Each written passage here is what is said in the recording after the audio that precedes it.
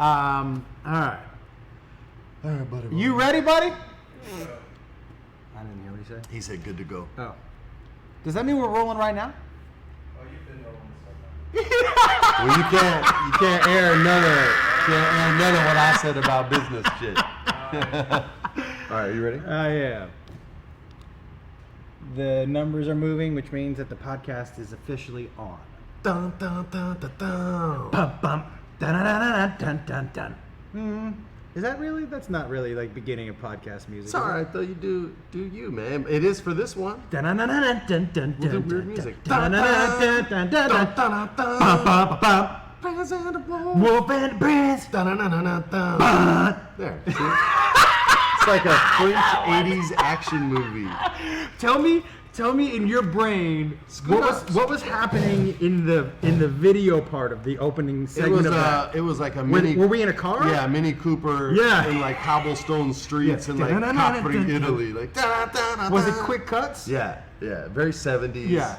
Yeah. There was a couple of shots with both where we lift off in the car and we look at each other like. Right, like the Ferris Bueller shot. Yeah. With the valet steal the.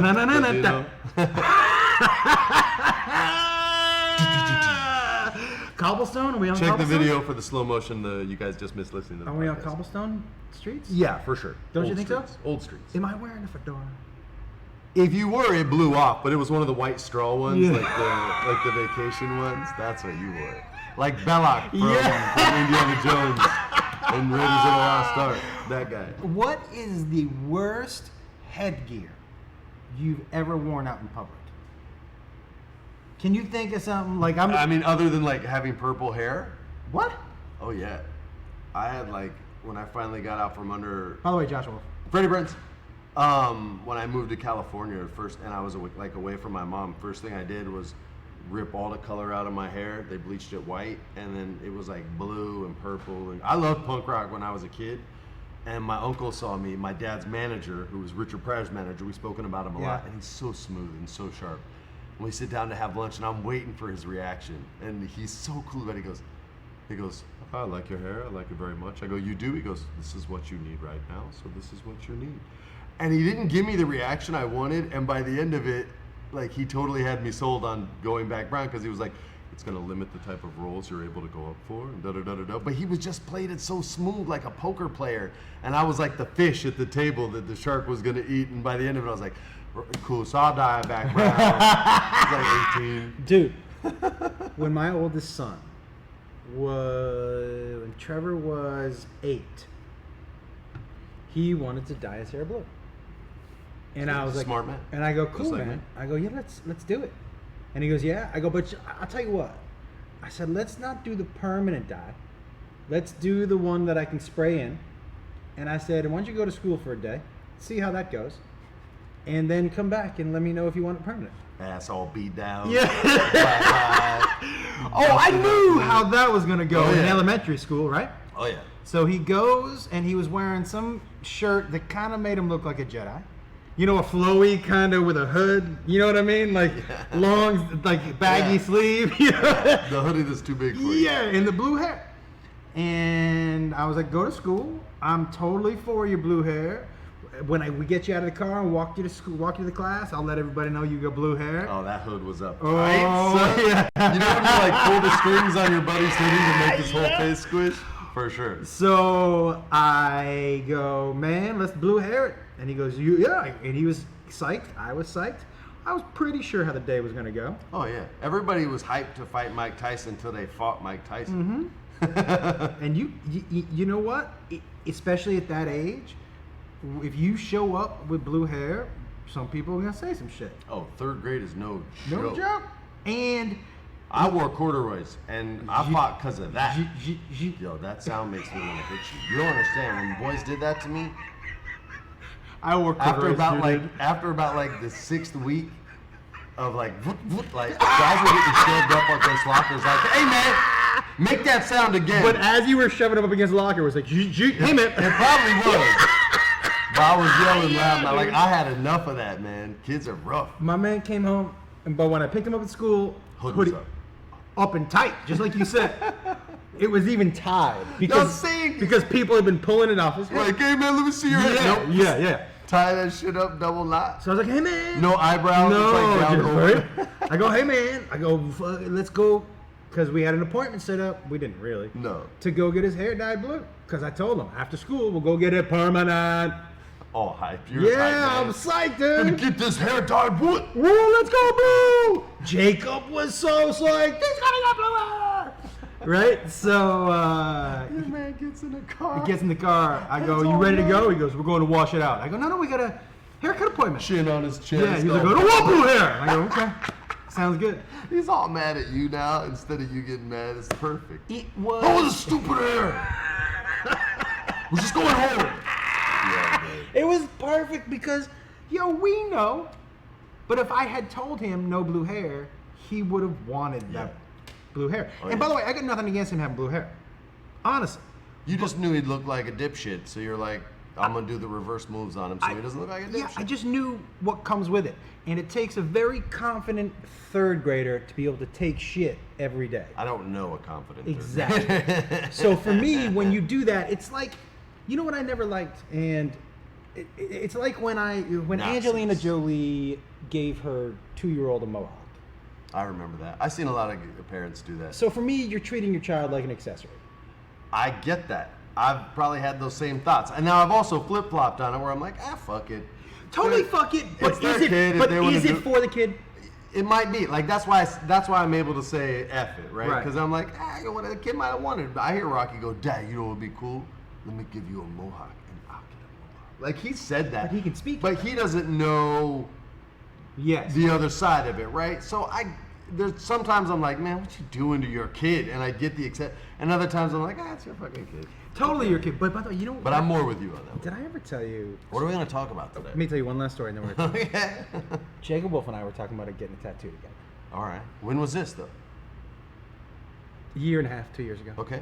So when we had talked about it one night at my house, I was like, we should get just a random same tattoo that just says "Feet don't fail me now," and he was like, No. and he was like, that sounds really funny. I was like, but it doesn't make any sense, and he was like, that's perfect for us. So we were thinking about "Feet don't fail me now." That's terrible. So we're in, because it makes no sense. Yeah. So we're in Boston, and Is he coming with us, by the way? I hope so.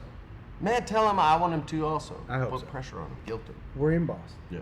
And we go to a Red Sox game. We go back to David Ortiz's house after to hang out. Spoiled child. Spoiled child. Me. I'm the one who had to hide my boner. He's been around it so much, Yeah, it's no that's big what I'm deal to saying. him. He's You know what I spoiled. mean? For He's me, it's like, spoiled. You don't appreciate it. Right.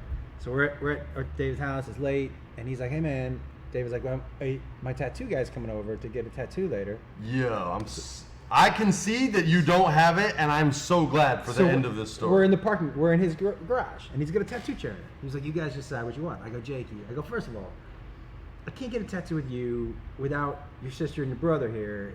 If we're gonna get a tattoo, at least it's gonna be the It's four a of nice us." cop out. I see that, but that's a cop out. That's basically what he said. He was like, "You can also get a tattoo with each one of them. Like we all don't have to have the same one." And I was like, "Right." But you know what I go, it seems weird for us to get a tattoo at 1 a.m. in Big Poppy's garage. Like, let's think it out a little bit. But you have to understand, those words to him are like, dude, that sounds awesome. That's exactly right. He's like, I'm 20. You know what his idea was, which wasn't terrible? Huh. He was like, let's just get matching moles. That's why it'll just look like a mole, and only you and I will ever know that we have matching tattoos. But we'll get them in the same place. You're ridiculous. It'll look like a mole. And I was like, I backed out of that. But that would have been. have tats. I have moles too. Damn it, that's not what. But would you have gotten matching mole tats?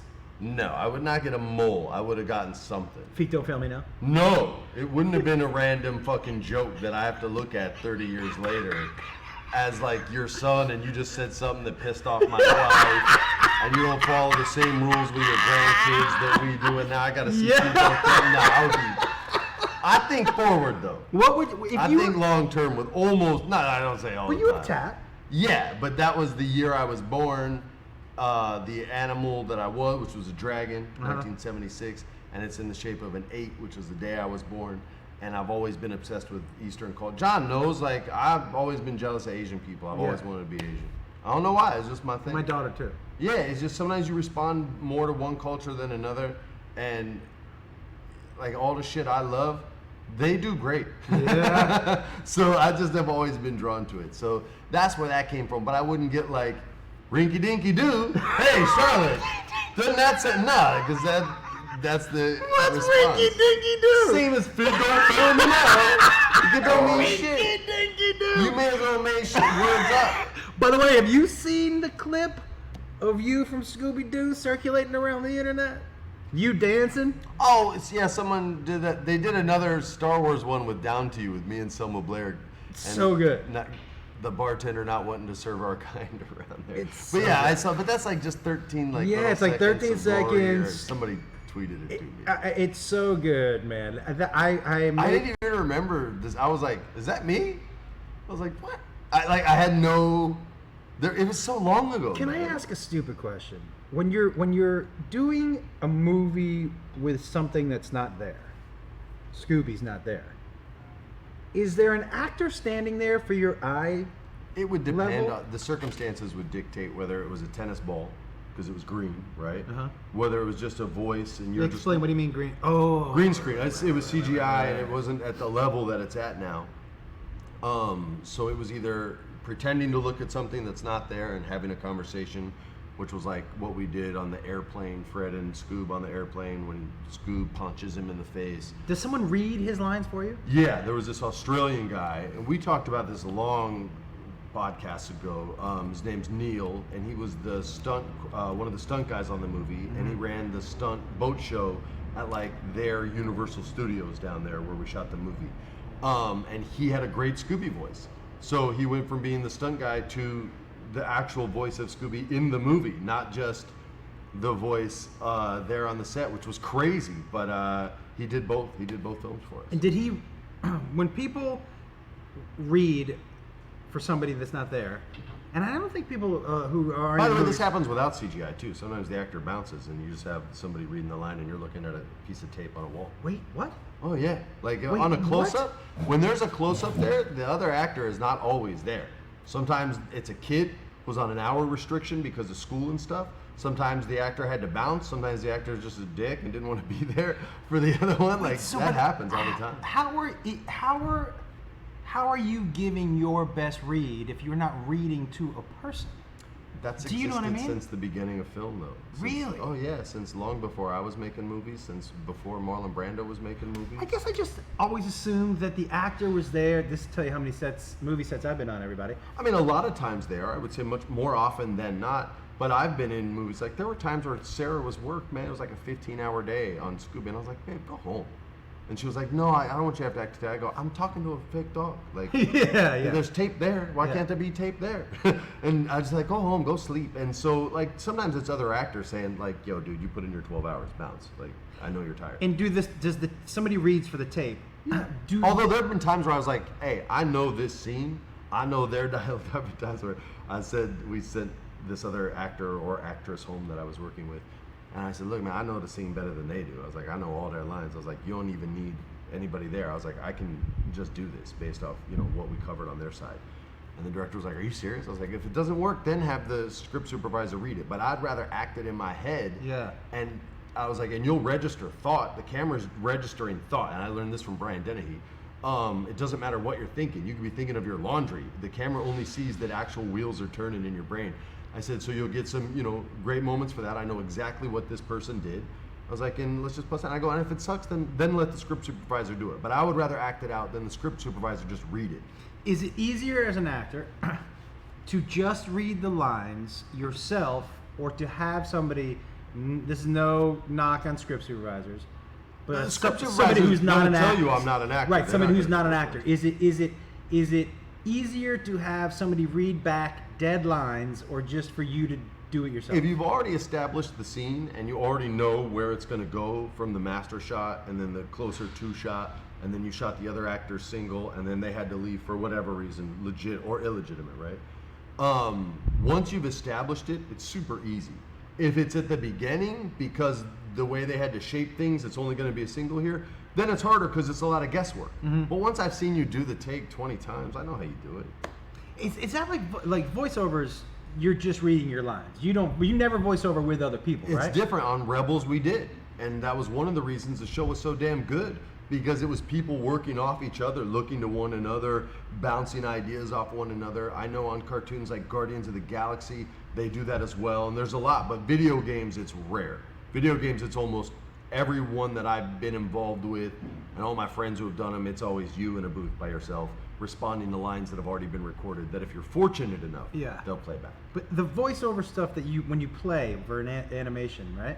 Or for a TV show or movie, or it's Star Wars Rebels, but you can't, even though you're playing the cartoon, the animation is already there, you can't improv, right? Because they can't change what they're going to show. That's not always true. Sometimes you're working to what's already been cut and they don't want the lines changed.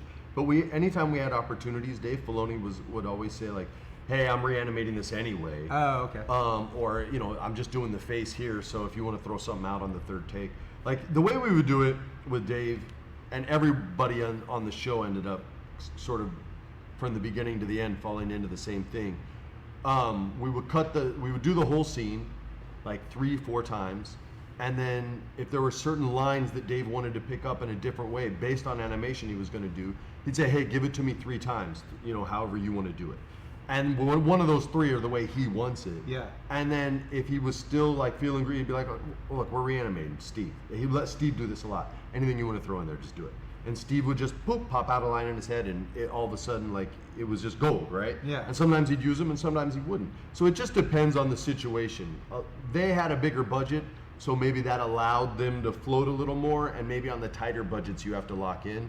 But I only do big budget. You know what? By the way, I'll do that small time.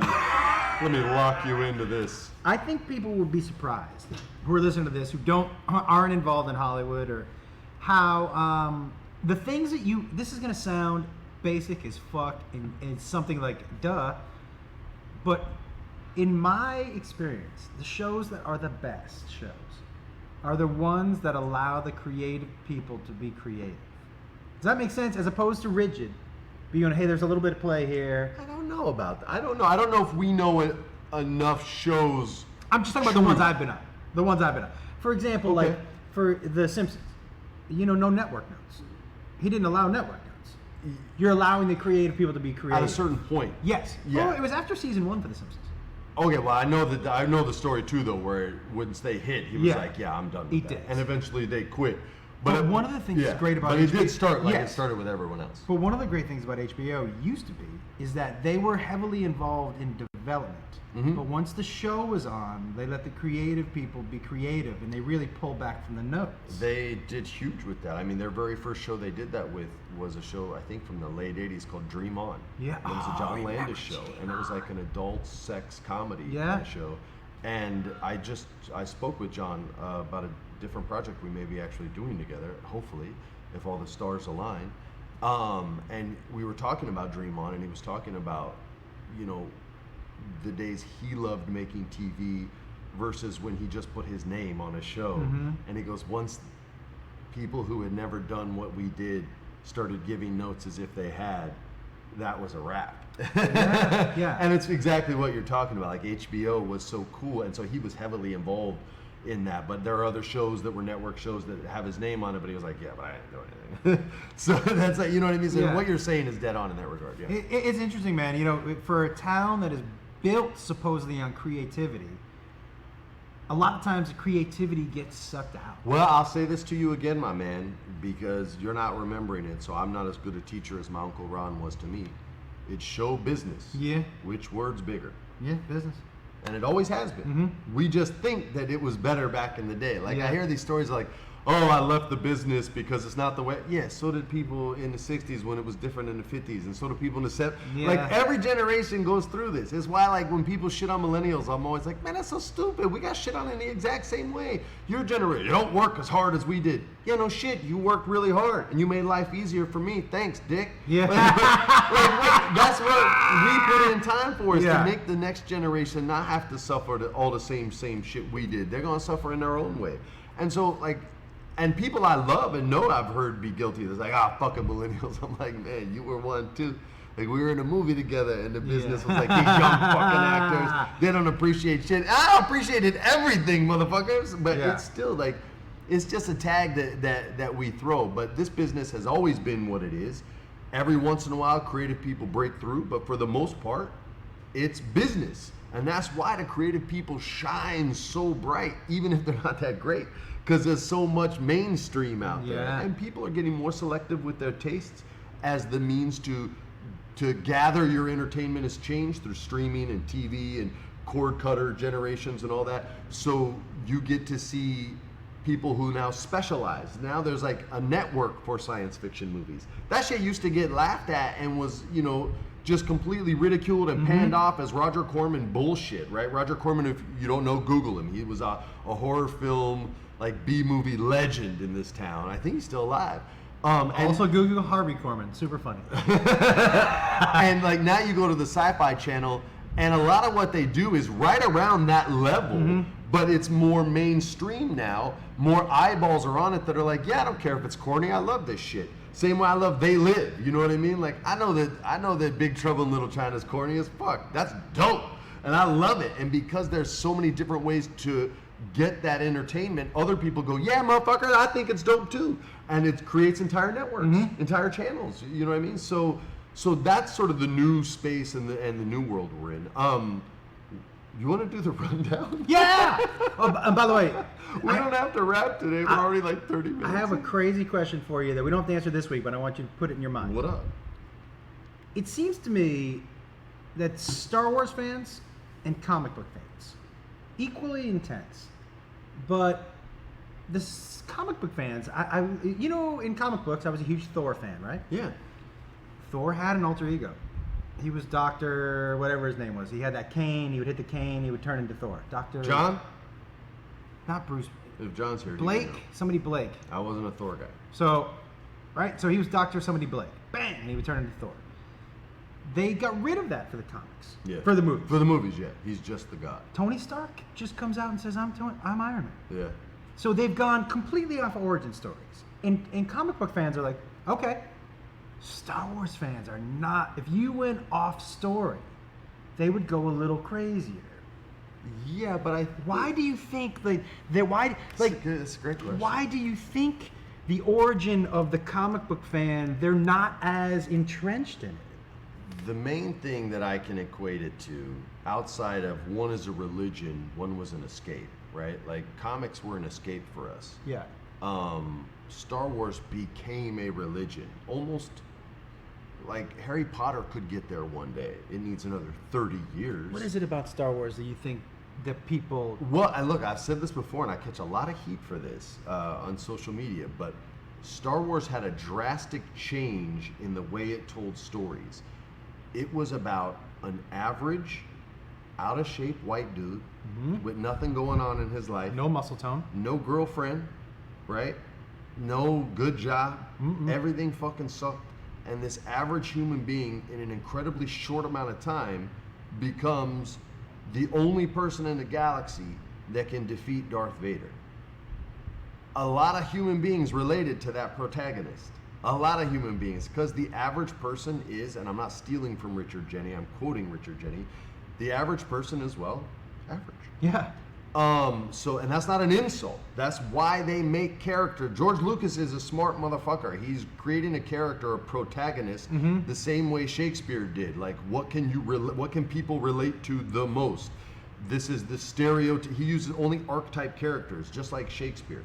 So when that model got flipped, and this happened once before when the second trilogy came out, and the character became a little boy as the protagonist instead of the average white guy, that little boy was hated, right? Hated. And they're like, oh, and then the critics of that will say, well, his acting was shit. Well, it's not like Mark Hamill was putting in an Oscar Academy, and I love Mark Hamill. Like, but he's no Marlon Brando. I love him, and he's put in phenomenal performances in Sam Peckinpah's the Big Red, not Sam Peckinpah, who directed the Big Red One? Sam, whatever his name is. I can't remember.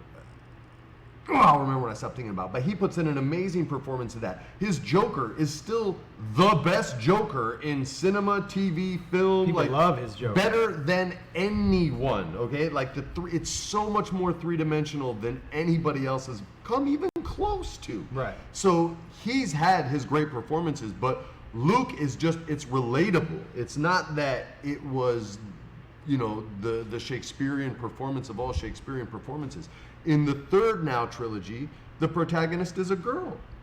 And so many men who related to Luke didn't have a character to relate to. And instead of going, that sucks, I wish they had somebody for me, it turned to this sort of insecure, fiery hatred to the point where they hate the executive producer of the movie, Kathleen Kennedy, and talk about her disgusting woman agenda. Like, you guys got to remember, they're not taking anything away from you because it was never yours. And I know that sounds mean and harsh, but that's just a fact. But here's a more sensitive way to look at it.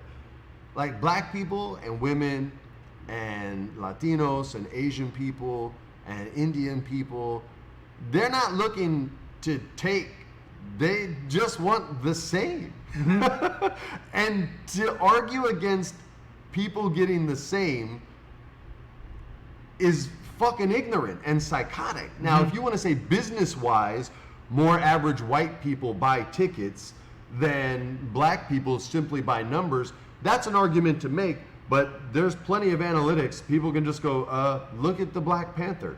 And they can fight that fight all day. And both you guys are going to lose, and both you guys are going to win because both sides are making billions of dollars. So that's not a real argument. So for me, the main thing is, like, the Marvel heroes are still, they haven't changed. But they took the origin away. Changed origins, and it's going to make some people pissed. Right. But because it's not as a religion-based fan base that Star Wars was, I don't think it'll ever be there. Like, the very first X-Men movie, all the costumes were completely different. Yeah. It made $100 bazillion. Like, it, it's not a religion yet. I think Harry Potter is the only franchise out there that has the potential to become as fanaticized as the Star Wars universe has become. It's interesting also because I will tell you, if they had changed Lord of the Rings, I might have been, or The Hobbit, I might have been a little like, really? I feel you on that. Because the books were so perfect. I was like, the story lines up so perfect. But when they changed, I've told you a million times, I was always a Thor guy. That first Thor movie, there was no Dr. Blake, I forget what his first name was. I didn't even think twice. As a matter of fact, what I thought was better. Less, why does this God have to be a person? Why does he have to hide? Like, well, that's better. the thing is, like, if you can suspend your disbelief Yeah. that in a galaxy far, far away, there are dudes that got lightsabers, then you should be allowed to suspend your disbelief for whatever changes they plan on making. So, and so that's the speed bump I can never get past with people unless it's your idea. Dude, I don't get why people will go online on people's timelines and be angry about a fictional piece of work. Like, I go online and I tweet about fictional pieces of work that I like. And if I cease to like one, like, you've told me, like, what was the worst video game ever made? And I was like, man, I'm not really comfortable even saying that. Because I just don't want to talk about shit I don't like. There's no reason for me. You might love it. Right. You know what I mean? Like, I did say it. I said it was a game called Nier, N-I-E-R. I said it was the worst written game ever. It was just like cursing for cursing and shock value. And someone hit me up on social media. They're like, dude, I love that game. And I was like, bro, you're right. It's great. But for me, I just didn't connect to it. And so I don't like shitting on other people's art because who the fuck am I? You know what's interesting you say about suspending disbelief, right? So I've always said, how you're with the Star Wars people, you're going to yell at the people who invented the Jedis that invented the Jedi in the entire world out there. You're telling them that something in that world would never happen, but they made up the world. But they're saying the new people are wrecking it. But But it's like, yo, man, the old people sold it. Yeah, I'm with you about Like when I suspending played disbelief. Injustice, Hellboy had that super stone hand on both hands, depending Yeah. on what side of the screen you're on, and people freaked out. I'm like, look, man, if Mike Mignola's good with it, the fuck are you bitching about? Oh, wait, you know, it's his character, not yours. You know the only time I have a problem? So I watched the whole season, the first season of Luke Cage. Okay, yeah, you were binging it. Have you watched it? I'm not into it. I've tried to connect. Can I tell you my one problem with it? Marvel TV This is not Marvel movies, and DC movies are not DC Yeah. TV. It's so weird. Yo, this low key, and this is, tell me if this is weird, because I usually don't have any problem with suspending disbelief. You know what my problem is when, okay, so it's set in real life. Yeah. He's the one super dude. So he's the one super dude, and in this show, he's an ex-con, but he's escaped from prison. Okay. So you're telling me that this 6'5", 270-pound, jacked black dude is a superhero who doesn't wear a mask. He's also an escaped killer. He's in jail for killing somebody. And he walks around the street all day and nobody recognizes him? Just I because, don't watch the show, so just I don't because know. he's got a hoodie on? Like that, to me, I've always been like with the Clark Kent with the glass, oh, okay. But if this, Maybe it's a comment on society where they just think all black people look alike. yo, if this large man, because he deals with police a lot, if Right. this large man, Maybe he kills someone, the police were like, yeah, it's cool. That yeah, guy was a it piece just, of crap. it's it's the hardest thing for me to get past. And I know that seems bananas, but you know what makes what's the disbelief for me is when you're asking me to believe that humans, that us, when you're asking me to suspend disbelief for things that are happening with us. Like, if a guy who killed somebody escaped from jail, his picture would be everywhere, police would know what he looks like, and if now this dude, Luke Cage, who is in New York City beating the fuck out of people, you tell me his face isn't everywhere? I don't know. I don't watch the show. That's so my I don't know. I one can't- problem. It's so bananas to me, but I won't watch season 2. I watched the whole thing to give it a shot. I saw the teaser for season 2 because I wanted to maybe give it a second chance, but I saw what they were trying to do and I just couldn't connect. So Yo, it's not for me, but I know people who love it. So I love right Jessica on. Jones. I don't connect to that one either. I watched the first 2 episodes. The I'm like, Marvel all right. is hard. Like some Daredevil episodes I connected to, a couple Flash episodes, but other ones not so. Like it just Yeah. it depends, man. I'm more on the animated side. Speaking of superheroes and animation, I want to tell you a story about taking my son to see Teen Titans Go. Okay, and then I'll tell you about Mission Impossible. Please, and no spoilers. I No promise. So we go to watch Teen Titans Go, and I've spoken about this as being the best written show on television Hell yeah. many times. My son, my kids love it. Every adult in there is loving it. What's up, So, man. Mikey? Everybody's laughing at all the right jokes, and I'm about halfway through the movie, and I go, "Wait, hold on a second. This is another movie." And I back up all the scenes while I'm watching it, and I start going through. Yo, for anyone who's seen this movie, if you've seen Reno 911 Miami, go see Teen Titans Go.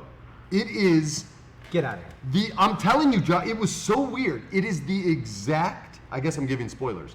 It is the exact same movie in all the greatest reasons why. Like, I wanted to check to see if it was one of the same writers. Is it funny? Dude, it's hysterical. It's the same plot, like in Reno 911 Miami. Patton Oswalt like invites all the cops from all over into this one area that gets quarantined in Miami. And the only people now who aren't in there because they're considered jokes, not real cops, are the Reno cops. And now they have to go and save the day. I just told you the plot for Teen Titans Go. And the way they do it, I was literally watching this like, even the characters are kind of the same. Like the black cop that was kind of big and sings and is super cool. And that's Cyborg, right? Which is Carrie Payton. Then like the girl one who's like super flirty and crazy, like that's Starfire. They have the other one who's like not taking any crap. That's Raven. Did your son like it? My son was dead. Like, Okay.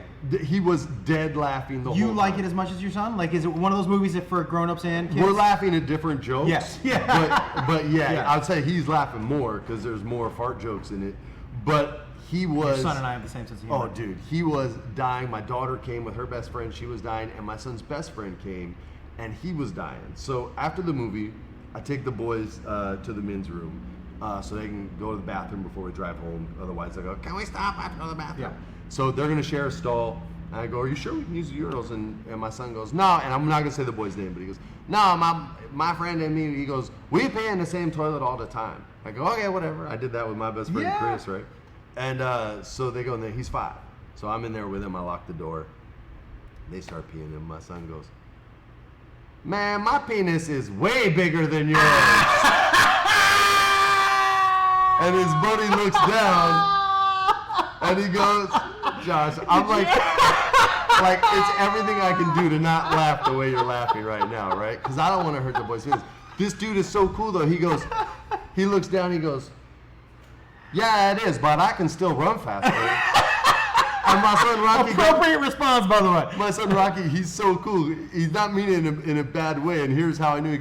He goes, I won't say his name again. We'll call him Man. He goes, "Man, out of all my friends, you run the fastest and you're the strongest." And he goes, "Yeah." And he goes, "But my penis is still way bigger." And then I was done. I'm like, now I'm the dad. I'm like, "Rocky, everyone has different size penis, man. Don't even worry about it. Just like sometimes people are faster." And they're both like, "Cool." They don't give it. I'm the only one that cares. And they both put him away. We washed up, took him outside. I told Sarah, she almost had a heart attack. How funny would that be? First of all, 2 things. How funny would that be if Rocky's buddy had been like, "I'm a grower, not a shower"? That would have been nice. Or how about this? You know he went home and was like, "Mr. Freddie says everybody has different sized penises." If he did that, he's already my main man. Like, then he's gold. This kid, I will say this, he Yeah. is the fastest and strongest of all Rocky's Well, you friends. gotta be with a small dick. Dog, I watched this kid, I'm not even joking, at boxing. Yeah. It's like there's 5-year-olds up to like 11-year-olds. They're all pushing 20-pound medicine balls down the floor and back. This dude just picks it up. He's 5 and runs. 20 pounds is a lot. Dog, to go.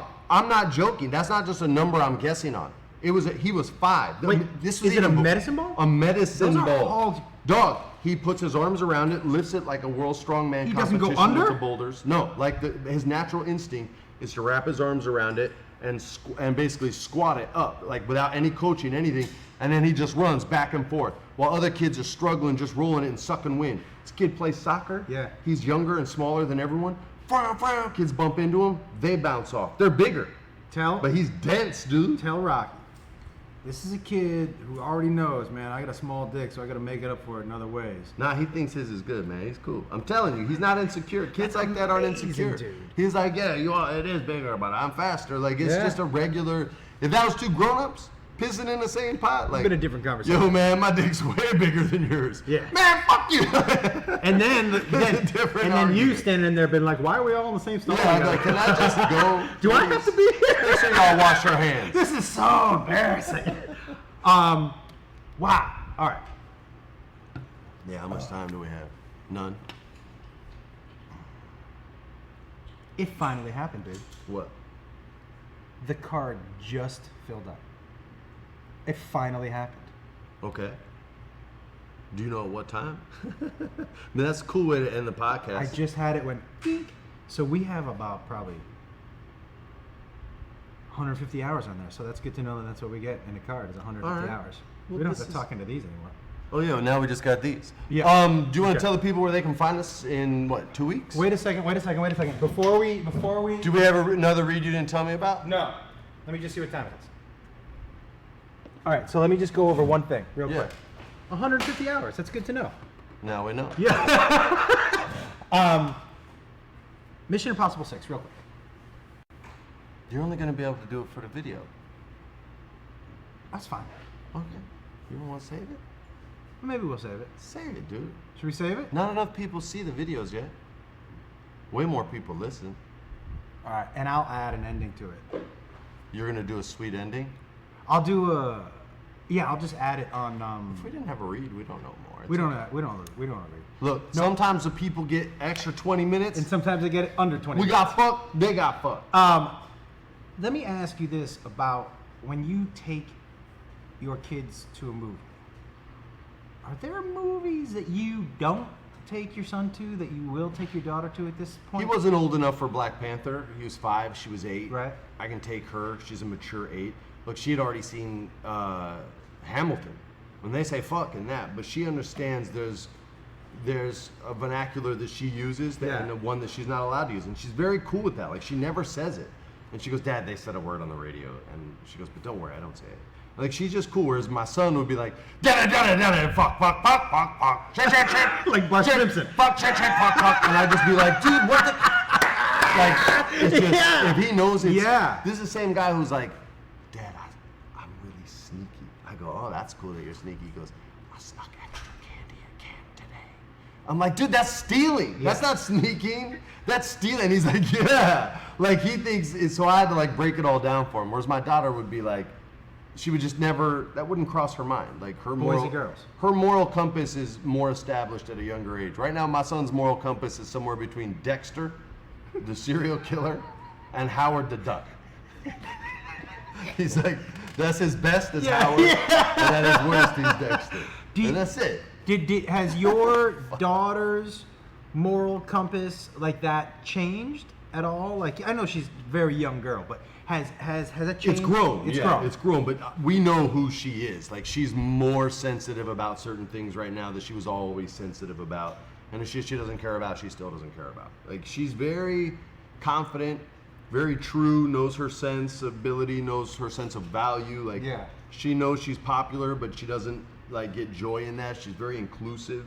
She's told other kids at her school, hey, if you don't play with, person X, then I'm not gonna play Harry Potter with you. And the boys like her so much because she knows so much boy stuff. They're like, no, he can play too. And she's like, okay. Like, she has good leadership qualities that I never had. I've just been like, fuck y'all, then peace. My daughter's more like, let's bring it together. She's an inclusive. She's like a quarterback. That's I'm more like a linebacker. Do you like your son? My son might just be like Who did she learn that meathead from? linebacker. Who did she learn that from? It's a little bit of both of us, but I still think, parents don't create every mood and personality trait in their kids. Like, their kids discover a lot of stuff on their own, and a lot of it is trial and error with friends. Some of it is movies they see, heroes they want to be like. A lot of different things inspire kids. So a lot of it is her. I just try to direct what I see shine and try and educate on the things that I see that are fucked up and hope for the best. You know what I've always said? With my son, it's tougher. It's interesting you say that because I truly believe, man. So the kids are born 95% as good as they're gonna be.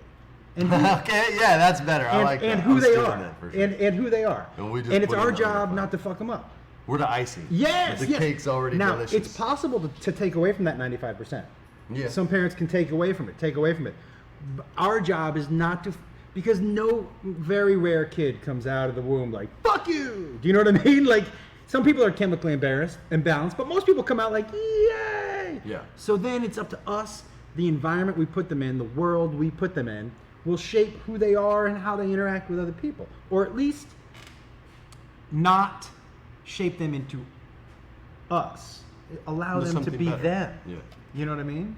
It's How to Build a Family by Josh Wolf. bing, bing, bing. Let's Hey, talk to the people next week. everybody, we're going to talk to you next week. The card is full, and I will. That just means we're serious podcasters. That means we've done a ton of these things. And you can catch up on all of them. Can they? Yeah, and you know what Where? else? On Prinze and the Wolf at iTunes. Boom. And also, Freddie and I are going to be at Laugh Boston on August 11th. The 1,000 people watching already know that. They're going to be there. Just so you They're know, all from Boston. if you all come, it's going to be a good show. That's right.